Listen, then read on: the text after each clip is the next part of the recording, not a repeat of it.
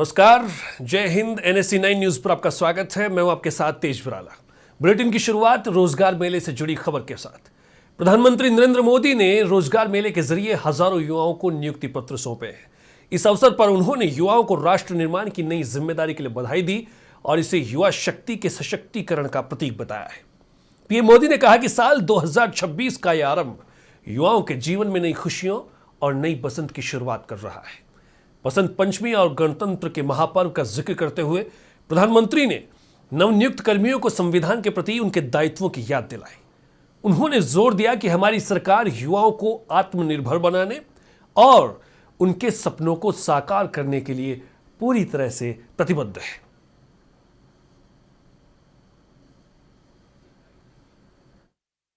साल 2026 का आरंभ आपके जीवन में नई खुशियों का आरंभ कर रहा है। इसके साथ ही जब बसंत पंचमी कल ही गई है तो आपके जीवन में भी ये नई वसंत का आरंभ हो रहा है। आपको ये समय संविधान के प्रति अपने दायित्वों से भी जोड़ रहा है।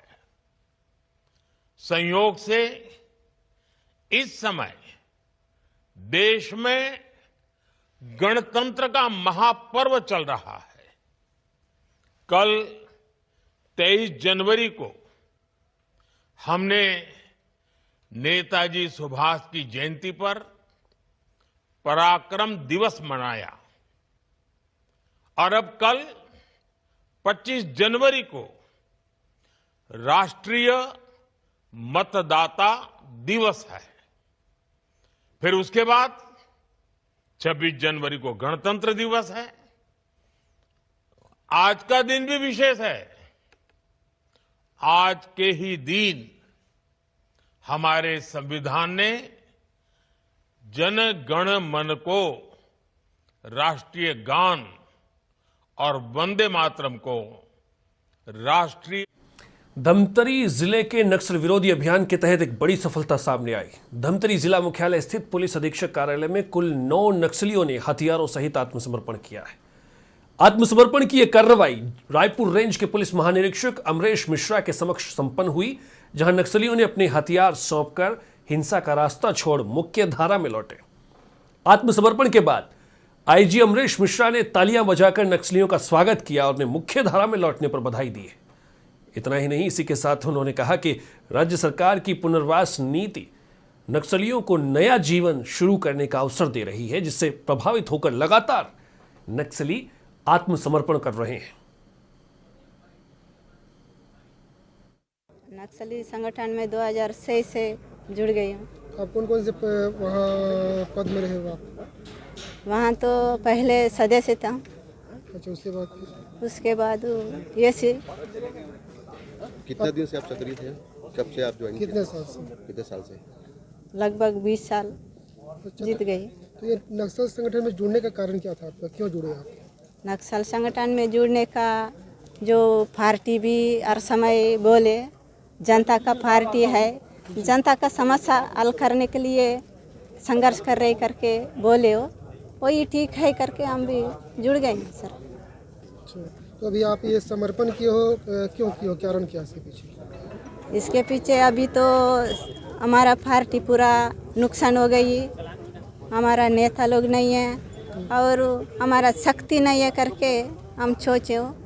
वो पार्टी भी हमारा वो सोनू दादा, एक ग्रुप जो नगरी सीता नदी एरिया कमेटी के सदस्य थे वो, और दूसरा जो इस पूरे डिविजनल कमेटी का टेक्निकल कमेटी था। अगर आपको जो पेपर दिया गया है उसमें आप गौर करेंगे तो आप देखेंगे कि इनमें से 8 लोग छत्तीसगढ़ के निवासी हैं, साउथ बस्तर के, और एक जो उषा दी जिनको बोलते हैं उर्फ बालम्मा, वो आंध्र प्रदेश की रहने वाली हैं, जो टेक्निकल कमेटी की इंचार्ज थी। टेक्निकल कमेटी का जो फंक्शन था वो डीवीएन जो अपना था धमतरी गरियाबंद नुआपाड़ा, डीजीएन जो डिविजनल कमेटी था, उसमें नक्सली संगठन की जो मारक क्षमता हो, मिलिट्री कैपेसिटी हो, और हथियार ऊंचे दर्जे के हों, आईईडी की ट्रेनिंग हो, उनके लिए इसको इंडक्ट किया गया था। इस काम को इन्होंने बखूबी अंजाम दिया। 2 दिनों तक लड़ाई फोर्सेस के साथ तो चलती रही। रायपुर से खबर, जहां वक्फ बोर्ड के अध्यक्ष सलीम राज ने बड़ा बयान दिया है। उन्होंने कहा कि कांग्रेस ने मुसलमानों को सिर्फ आतंकवादी बनाने का काम किया है, मुसलमानों को देश की एकता से दूर रखा। जो भी संदिग्ध गतिविधि होती है, कांग्रेस के नेताओं से लादेन, भाईजान, मीर वाइज को चचा बोला जाता है। कांग्रेस आतंकवाद का समर्थन करती है, जबकि भाजपा राष्ट्रवाद का समर्थन करती है।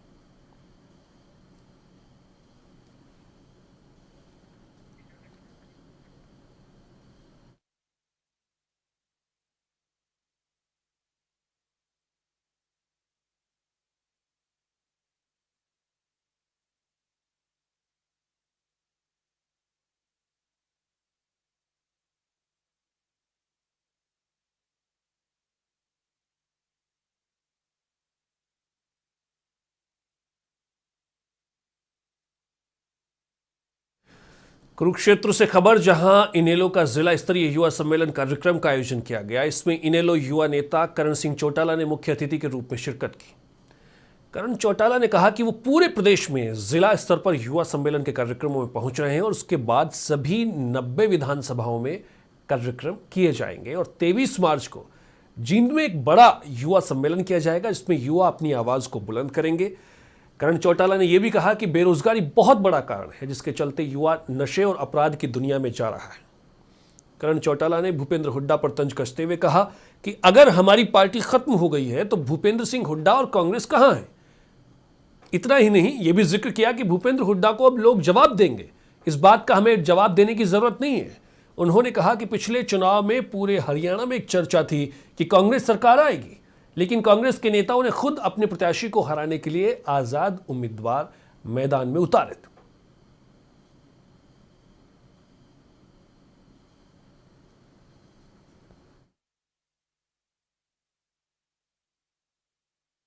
हमने ये फैसला करा है कि हम हर जिले में युवाओं से मिलकर के, और 23 मार्च को जो शहीदी दिवस भी है और युवा दिवस भी है, हम लोग जींद के अंदर एक बहुत बड़ा सम्मेलन करेंगे, जहां बहुत भारी संख्या में युवा इकट्ठा होकर के सरकार को इस बात का एहसास कराएगा कि अब हरियाणा का युवा चुप नहीं बैठेगा, अपनी बात को बहुत बुलंदी से आगे बढ़ाने का काम करेगा। आज सबसे बड़ा कारण है शिक्षा और बेरोजगारी।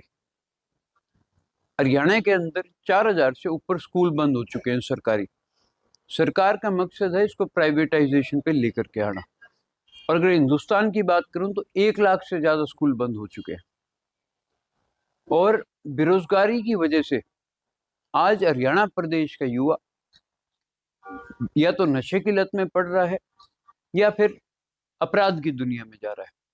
मैं अभी रोहतक था, वहां सम्मेलन किया था, जब हमें सुनने को मिला कि 5 महीने की बच्ची को अगवा कर लिया गया, और वो भी युवा थे जिन्होंने अगवा किया था, लेकिन अभी तक उसको 5 दिन हो गए। अमरोहा जनपद के गजरोला नगर के मोहल्ला बसंत विहार निवासी एक महिला ने अपने परिवार पर हो रहे कथित उत्पीड़न और रंगदारी की शिकायत जिलाधिकारी अमरोहा से की है। पीड़िता का कहना है कि उसके पति वीरेंद्र सिंह कैंसर से पीड़ित हैं और स्वयं आंख की बीमारी से ग्रसित है, जबकि बेटी के कान खराब हैं। ऐसे में परिवार की आजीविका का एकमात्र साधन 15 वर्षों से संचालित आटा चक्की ही है। महिला ने आरोप लगाया कि पड़ोसी रंजिश के चलते चक्की बंद करवाने का दबाव बना रहे हैं। आरोप है कि एक युवक खुद को दरोगा बताकर 5000 रुपये प्रतिमाह रंगदारी मांग रहा है और न देने पर चक्की बंद करने की धमकी देता है। पीड़िता ने प्रशासन से न्याय और चक्की को सुरक्षित रूप से चलवाने की गुहार लगाई है।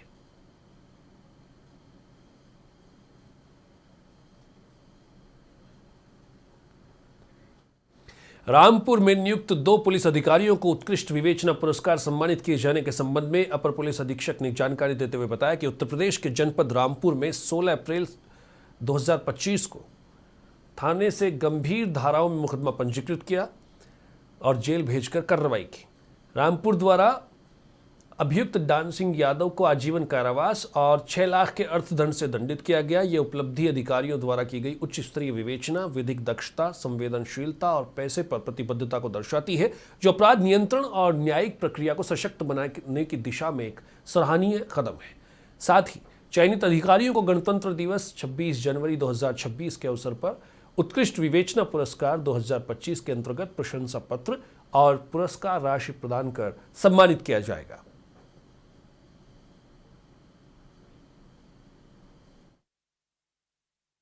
इस सैफनी में विगत वर्ष एक क्राइम नंबर 65/25 पंजीकृत किया गया था, जिसमें एक अबोध बच्ची जो कि मानसिक रूप से विकलांग थी और मूक बधिर थी, उसका बलात्कार उसके एक पड़ोसी ने किया था। इसको पुलिस ने तत्परता से कार्रवाई की। दूसरे दिन ही अभियुक्त को गिरफ्तार कर लिया था और 1 महीने के अंदर ही चार्जशीट लगाई और उसमें 2.5 महीने में ही ट्रायल पूरा होकर के अभियुक्त को आजीवन कारावास और अर्थदंड से दंडित किया गया। उस विवेचना को श्रीमान डीजीपी महोदय द्वारा प्रदेश में उत्कृष्ट विवेचनाओं में से एक में चिन्हित किया गया है। इसमें विवेचक सीओ हर्षिता सिंह को प्रशस्ति पत्र और नगद पुरस्कार से पुरस्कृत किया जा रहा है। देवरान गांव में संदिग्ध परिस्थितियों में लापता प्रेमी युगल के शव पेड़ पर लटके हुए मिलने से हड़कंप मच गया। सुबह गांव के लोगों ने खेत में खड़े हुए पेड़ पर दोनों के शवों को लटकता हुआ देख पुलिस को सूचना दी। घटना की सूचना पर पुलिस मौके पर पहुंची और आगे की जांच पड़ताल में जुटी है।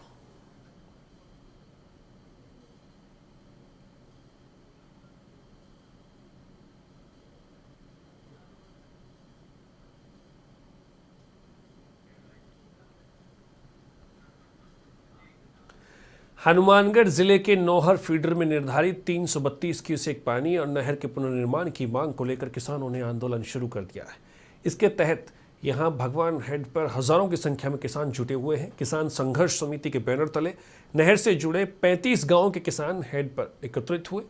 उनकी मांग है कि नौहर फीडर में निर्धारित 332 क्यूसेक पानी दिया जाए, क्योंकि विभाग की लापरवाही के चलते उक्त नहर में नाम मात्र का पानी मिलता है, जिसके चलते किसानों की फसलों की सिंचाई नहीं हो पाती।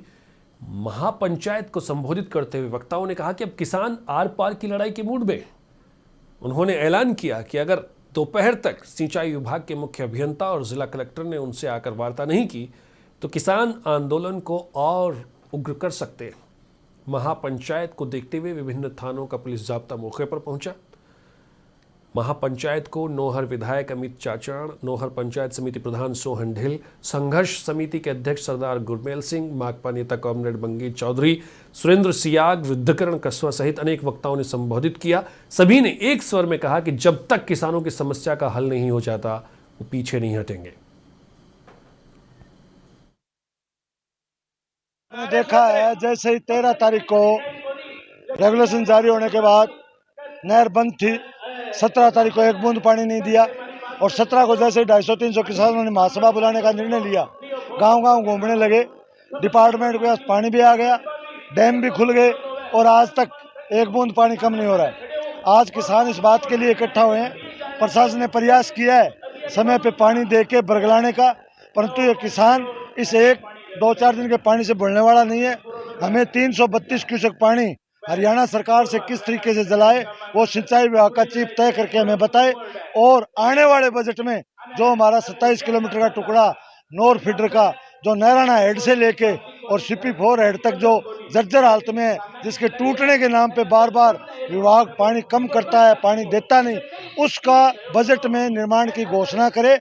इस मांग के लिए 6 साल पुराने जानलेवा मारपीट के मामले में जिला एवं सेशन न्यायालय धौलपुर ने एक आरोपी को 5 साल के कारावास की सजा सुनाई। साथ ही उसे 5,000 रुपए के अर्थदंड से भी दंडित किया।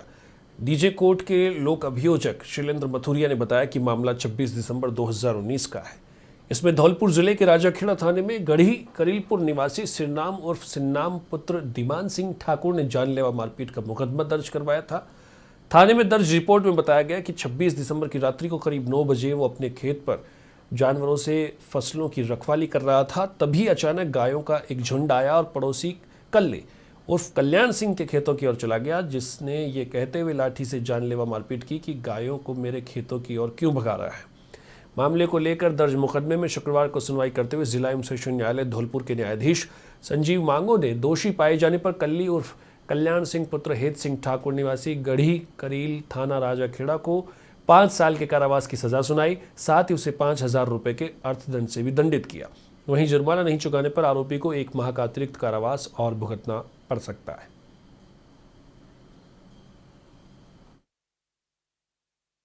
ये घटना दिनांक 26/12/2017 की है।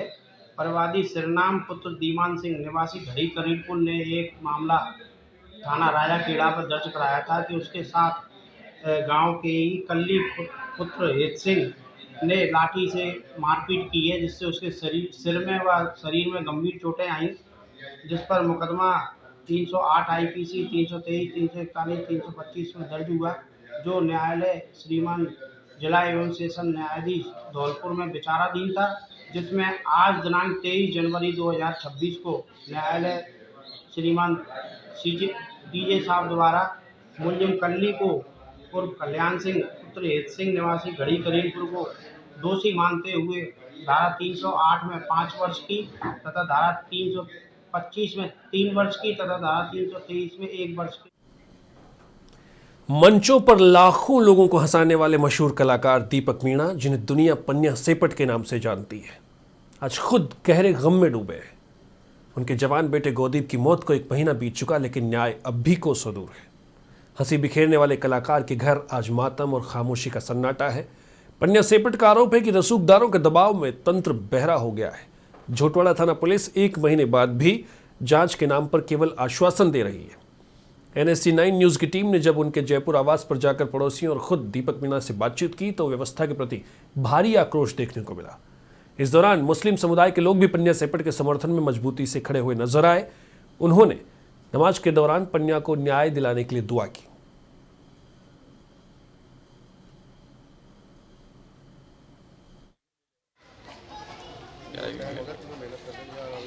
आज 1 महीना हो गया है बच्चे को और इसका कोई मतलब न्याय नहीं मिल रहा। इसको न्याय दिलाया जाए, प्रशासन भी और सब जो भी मतलब न्याय मिलना चाहिए। आज तक कोई न्याय नहीं हुआ। आप भी पहले आए थे, कुछ नहीं हुआ है। लेकिन हम मिलके सब इनका साथ देंगे और इनको न्याय दिलवाया जाए। 1 महीने से बिल्कुल भी इनका इंसाफ नहीं हो रहा।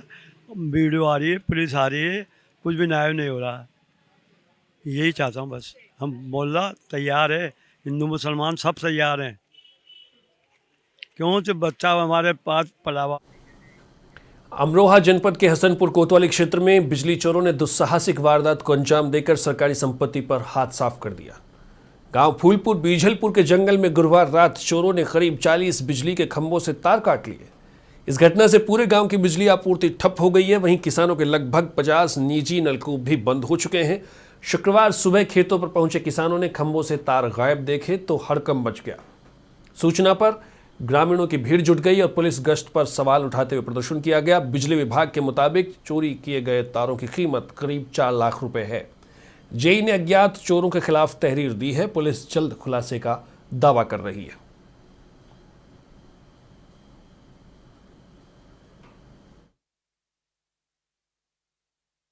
ये मामला है फूलपुर बीजलपुर को जो लाइट जा रही है लाइन की और सभी नलकूपों की, यहाँ पर लगभग 35 से 40 खंभों की रात चोरों द्वारा लाइन काट ली गई और बिजली विभाग को सूचना भी कर दी गई है। इस लाइन पर कितने नलकूप आते होंगे? नलकूप लगभग हैं इस समय इधर है 15 से 20 के करीब में नलकूप होंगे, अंदाजा है। कितने गाँव की लाइट ठप है? लाइट तो फूलपुर बीजलपुर की लाइट एक ही गाँव, 1-2 गाँव हैं इधर। सूचना दी आपने पुलिस को? सूचना जो बिजली विभाग को दे दी है, SDO साहब है और क्या नाम है जेई साहब है। अच्छा, इन्होंने सूचना दे दी गई है। तो मौका मुआयना किया इन लोगों ने? अभी आए नहीं है कोई भी विभाग से। अभी जब आएंगे, जब मौका मुआयना करेंगे, माननीय चीफ साहब भी अभी सूचना कर दी जाएगी, सभी विभागों में सूचना कर दी जाएगी। ये हमारा है फूलपुर बीजलपुर और सुल्तानपुर वीरान की लाइन काटी गई, चोरी हुई है। कितने खम्भों की चोरी है? लगभग 20-25 खंभे, 40 खंभे, 40। किस किस गांव की लाइट ठप है? फूलपुर बीजलपुर और जंगल की और सुल्तानपुर वीरान। उत्तर प्रदेश के संभल से एक दुखद खबर सामने आ रही है। थाना नखासा क्षेत्र के शरीफपुर गुलालपुर मार्ग पर एक गेहूं के खेत में 70 वर्षीय अज्ञात वृद्ध महिला का शव मिलने से हड़कंप मच गया। शव को देखते ही मौके पर ग्रामीणों की भारी भीड़ जमा हो गई। सूचना मिलते ही थाना प्रभारी संजीव बालियान पुलिस बल के साथ घटनास्थल पर पहुंचे।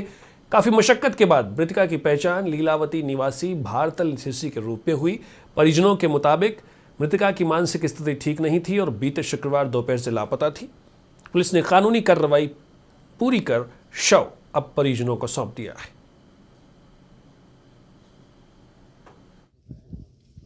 ये दिमाग से थोड़ा वैसे थी, दिमाग चल गया था इनका। और रात भर हमने ढूंढा भी 11 बजे तक बारिश में, और फिर सुबह भी 10 मोटरसाइकिल से, रात भी 10 मोटरसाइकिलें ढूंढ नहीं थी, और आप भी सुबह भी अभी पता चला कि हमें यहाँ पे मिली। तो घर से कब निकली थी ये 2-2:30 बजे के टाइम निकली थी दिन में? हाँ जी, सब लोग खेत पे थे, था ना कोई, आलू खुद रहे थे। आप कैसे सूचना मिली आपको? अभी ढूंढते ढूंढते बस। उत्तर प्रदेश दिवस के अवसर पर मुख्यमंत्री योगी आदित्यनाथ ने प्रदेशवासियों को बधाई देते हुए राज्य की बदलती तस्वीर का खाका खींचा। उन्होंने कहा कि यूपी अब बीमारू राज्य की पहचान पीछे छोड़ चुका है। सीएम योगी ने कहा कि संघर्ष और नीतिगत उदासीनता की बेड़ियों को तोड़कर उत्तर प्रदेश आज भारत का ग्रोथ इंजन बन चुका है। महिला सशक्तिकरण, चिकित्सा और रोजगार सृजन में राज्य में नए कीर्तिमान रचे जा रहे हैं। मुख्यमंत्री ने जोर दिया कि अराजकता और भ्रष्टाचार के दौर को समाप्त कर प्रदेश अब निवेश और समग्र विकास के लिए पूरी दुनिया में अपने सामर्थ्य को साकार कर रहा है।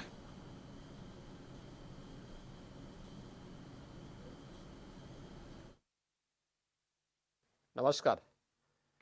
उत्तर प्रदेश के मेरे बहनों और भाइयों, आप सभी को उत्तर प्रदेश दिवस की हार्दिक बधाई। असीम संभावनाओं का हमारा प्रदेश आज संघर्ष और नीतिगत उदासीनता की बेड़ियों को तोड़ते हुए बीमारों से भारत के विकास का ग्रोथ इंजन बना है। उत्तर प्रदेश भारत की संस्कृति, साहित्य, संगीत, कला और आध्यात्मिक चेतना का प्राचीन काल से केंद्र रहा है। अयोध्या की मर्यादा, काशी की शाश्वत चेतना, ब्रजधाम की भक्ति और प्रयागराज की समरसता ने युगों युगों से भारत की सांस्कृतिक चेतना को एक नई दिशा और ऊर्जा प्रदान की है। सांस्कृतिक और आध्यात्मिक विरासत को संजोए हुए अमृत काल में हमारा प्रदेश समावेशी विकास के संकल्प को धरातल पर साकार कर रहा है। दृढ़ संकल्प के साथ हमने कानून एवं करौली जिले के नादौती ब्लॉक के राजकीय उच्च माध्यमिक विद्यालय रोसी में बसंत पंचमी और नेताजी सुभाष चंद्र बोस की जयंती के अवसर पर ज्ञान और कौशल का अनूठा संगम देखने को मिला। प्राचार्य हेमराज मीना की अध्यक्षता में आयोजित कार्यक्रम की शुरुआत मां शारदे के पूजन और नेताजी को पुष्पांजलि अर्पित कर हुई। इस दौरान पीटीएम का आयोजन किया गया, जहां प्रखर राजस्थान कार्यक्रम के तहत विद्यार्थियों ने धारा प्रवाह हिंदी वाचन कर अभिभावकों को चकित कर दिया। इतना ही नहीं, निपुण मेले में कक्षा 6 से 8 के छात्र छात्राओं ने विज्ञान, गणित और कला के शानदार मॉडल प्रदर्शित कर अपनी रचनात्मकता का परिचय दिया।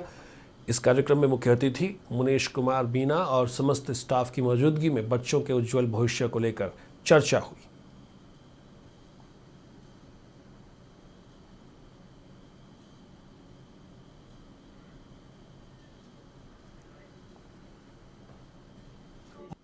यूपी के पूर्व सीएम स्वर्गीय मुलायम सिंह यादव की बहू और भाजपा नेत्री हरिद्वार में तलाक के सवाल पर भड़क गई। पत्रकार पर नाराजगी जताते हुए उन्होंने अश्लील तरीके से वीडियो बनाने के आरोप लगाए। इस पर सुरक्षाकर्मी उन्हें छाते की ओट में लेकर चले गए। उन्होंने बातचीत से इनकार कर दिया। दरअसल यूपी में महिला आयोग की उपाध्यक्ष अपर्णा यादव वसंत पंचमी के दिन हरिद्वार में वीआईपी घाट पर स्नान करने पहुंची थी। वीआईपी घाट से निकलते समय पत्रकारों ने अपर्णा से तलाक के संबंध में सवाल पूछ लिया। इससे वो भड़क गई। स्नान के दौरान अश्लील वीडियो बनाने के भी आरोप लगाए और भला बुरा कहा। घटना से संबंधित वीडियो अब सोशल मीडिया पर वायरल हो रहा है।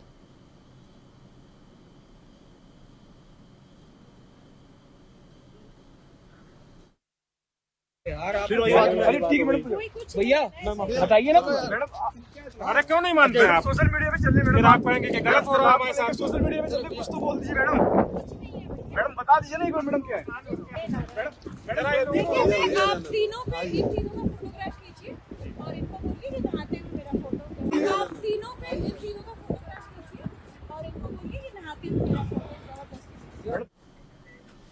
पंजाब पुलिस ने गणतंत्र दिवस से ठीक पहले एक बड़ी आतंकी साजिश को नाकाम कर दिया है। होशियारपुर पुलिस और काउंटर इंटेलिजेंस ने संयुक्त ऑपरेशन में प्रतिबंधित संगठन बब्बर खालसा इंटरनेशनल के एक मॉड्यूल का भंडाफोड़ किया है।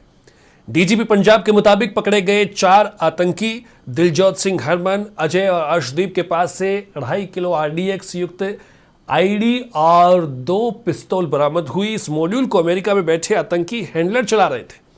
जांच में खुलासा हुआ कि बरामद आईडी का इस्तेमाल गणतंत्र दिवस समारोह के दौरान लक्षित हमले के लिए किया जाना था।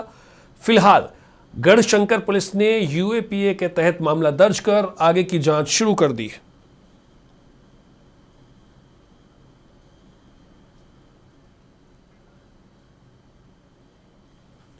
जयपुर ग्रामीण के शाहपुरा से एक बड़ी खबर सामने आ रही है, जहां ट्रक सेक्टर में GST कटौती का लाभ आम उपभोक्ताओं तक पहुंच नहीं रहा। सरकारी गाइडलाइंस के बावजूद टाटा डीलर्स द्वारा ट्रक की कीमतों में कमी न करने पर ट्रांसपोर्ट यूनियन ने भारी नाराजगी जताई है। सरकार की स्पष्ट मंशा थी कि GST दरों में कमी का सीधा फायदा ग्राहकों को मिले और 6 महीने तक बिना अनुमति के MRP न बढ़ाई जाए, लेकिन शाहपुरा में जमीनी हकीकत इसके उलट है। ट्रक मालिकों का आरोप है कि टैक्स घटने के बावजूद डीलर पुरानी कीमतों पर ही वाहन बेच रहे हैं।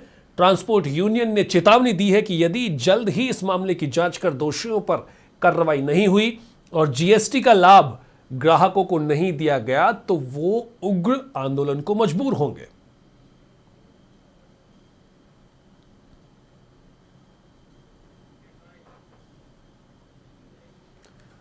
उधमपुर पुलिस ने बसंतगढ़ क्षेत्र की ऊपरी पहाड़ियों में भारी बर्फबारी के कारण फंसे हुए 12 लोगों को सफलतापूर्वक बचाया। खराब मौसम के बावजूद उधमपुर पुलिस ने समय रहते बचाव अभियान चलाया और बसंतगढ़ क्षेत्र के चोचरू गल्ला में भारी हिमपात में फंसे हुए 12 लोगों को बचाया, जिसमें कुछ बच्चे और महिलाएं भी शामिल हैं।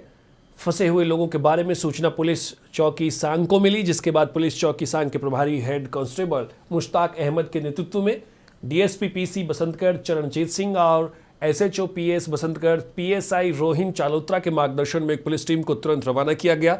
टीम बर्फ से ढके और धुंध भरे इलाके से होते हुए कई किलोमीटर पैदल चलकर घटनास्थल पर पहुंची।